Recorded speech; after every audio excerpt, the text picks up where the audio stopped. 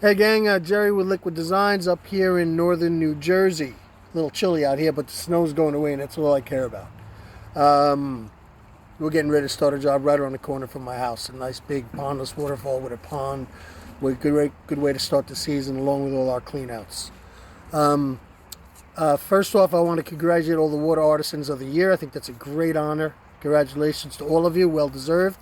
I'd like to give a special shout out to Chris Bell of Bell's Ponds and Water Features for his killer wreck pond with amazing night light that he won the award for. Just absolutely beautiful. I saw this firsthand, guys. It came out absolutely beautiful. So congratulations, Chris, too. Then I just wanted to talk briefly about all the wreck ponds that are being built. Amazing stuff. What Ed's posting, all the guys up there at Aquascape Construction, so on and so forth. Just great stuff. Cool to see. I hope that, in the short period of time, we're going to start to see some people posting some test results on the water quality of these designs too. We've been showing them since 2014 on this design here. Through labs, through our own personal testing, showing the colors of the vials that come up if there's a trace of coliform. So I hope to see more of that this year, because I think, as you guys would all attest to, it's very important about the water quality. The clarity is the clarity. You should be having that no matter what. But the water quality is crucial. So that being said, I'm going to turn this around and show you a couple of things that we're going to be changing over here. So we have this little design here, and the reason why I'm showing you this is, so it starts up here, runs down into a small catch basin where there's one little aqua block, and then it's bulkheaded through into a 2-inch line that runs underground because you're not seeing it back there anyway. Then reappears here, and this goes in here. This is 24/7. This runs regardless of temperatures because we're sitting on a porous paved 1,200-gallon reservoir.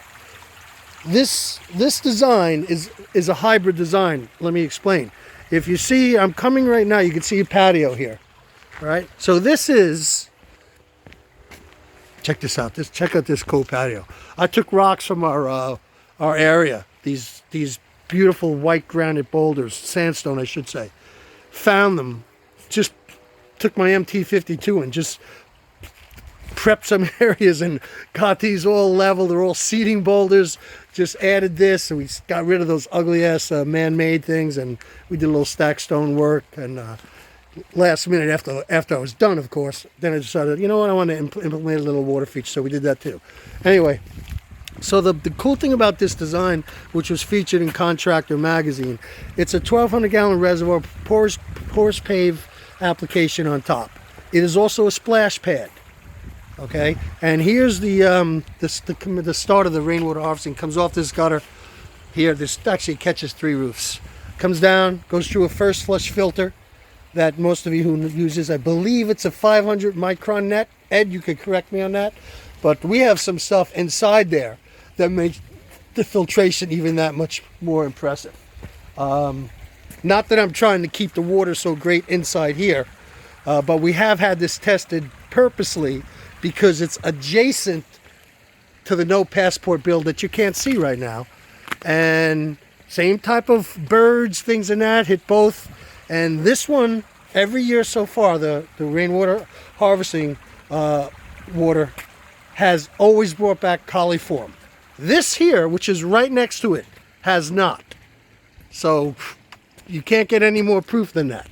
So, and the other cool thing, it's a splash pad for kids. So we're messing with the idea. We're going to be changing some things around. We do a lot of testing back here.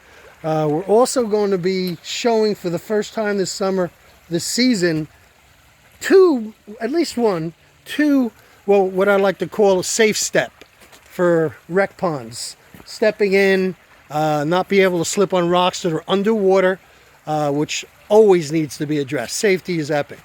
So, you can have jets blowing off algae next to them, but I'm going to tell you right now, that does an average job. I've tested all that stuff, as I'm sure some of you have.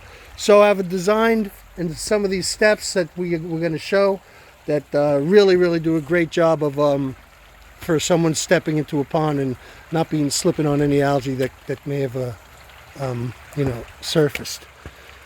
So that's about it. I know this was a little bit in detail, but it's boring out here. We're getting ready to start our season, God willing. So I just wanted to run this a little bit by you guys. Later.